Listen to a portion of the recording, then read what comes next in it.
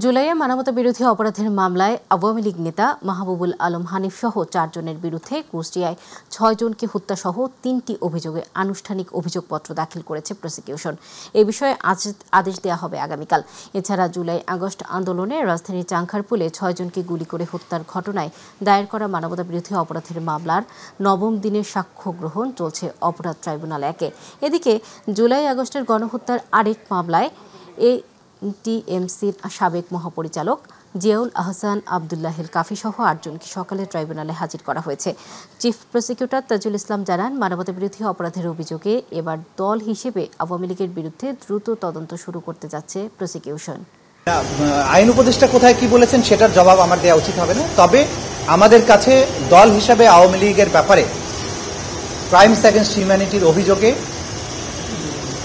NDM নামে একটি রাজনৈতিক দল আগেই একটা অভিযোগ দায়ের করেছেন। আমরা সেটার ভিত্তিতে তদন্ত ইনিশিয়েট করছি।